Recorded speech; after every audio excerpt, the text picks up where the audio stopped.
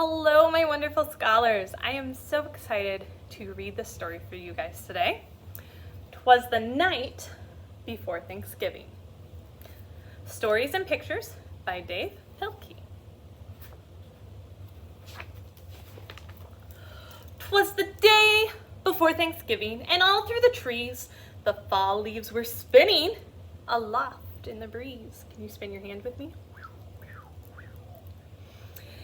8 children had boarded their school bus with grins and hoped that a field trip soon would begin.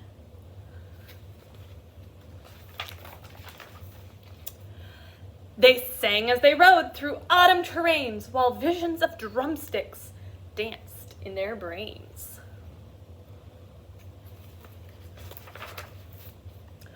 O'er rivers through woods with winding and weaves, their school bus sailed on through the new fallen leaves. When out on the road there arose such a clatter, they threw down their windows to see what was the matter.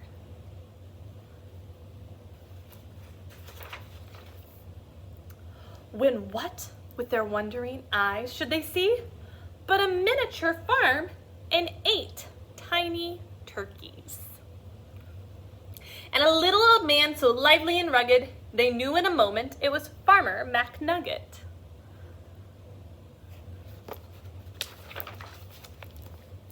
He was dressed all in denim from his head to his toe, with a pinch of polyester and a dash of Velcro. And then in a twinkling they heard in the straw the prancing and pawing of each little claw. More rapid than chickens, his cockerels they came. He whistled and shouted and called them by name.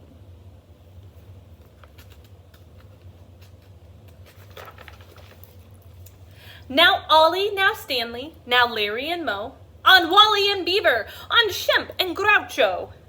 The turkeys were chunky with smiley, beaked faces, and they greeted the children with downy embraces.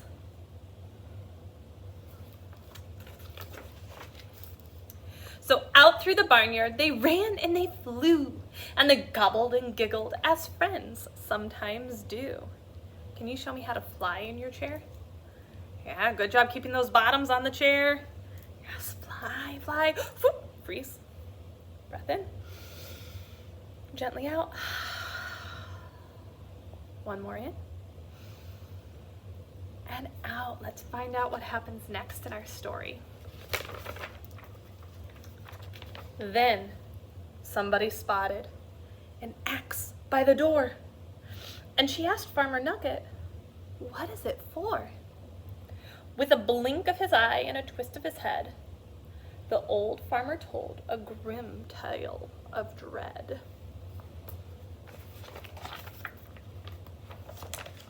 Our pages were sticking together. "Tonight," said McNugget, "these feathery beasts will be chopped up and roasted for Thanksgiving feasts." The children stood still as tears filled their eyes. Then they clamored aloud in a chorus of cries.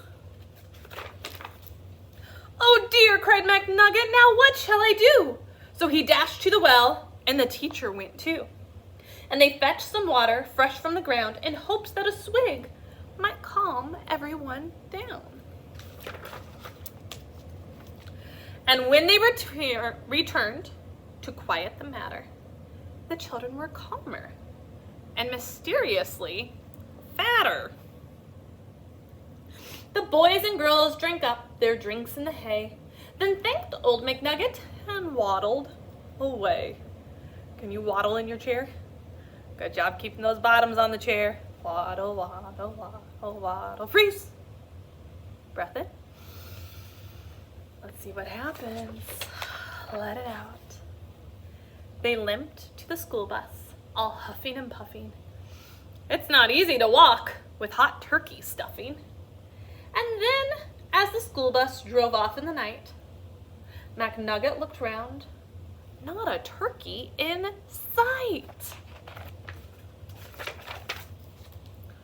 'Twas the night before Thanksgiving, and the stars up above shone down on a school bus abounding with love.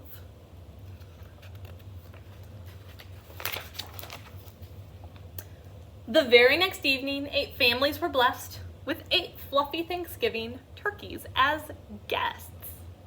They feasted on veggies with jelly and toast, and everyone was thankful. The turkeys were most. So each one gave thanks for love and for living, and they all had a wonderful, happy Thanksgiving. My wonderful scholars, can you tell me one thing that your family eats at Thanksgiving? Maybe you do eat turkey, or maybe you eat ham. Are mashed potatoes your favorite? Or maybe green beans? Or is there something completely different that your family eats? Maybe you guys eat pizza for Thanksgiving. All right, you're gonna have a chance to share. Make sure that we raise our hand and wait for permission to speak. Let's go ahead and share.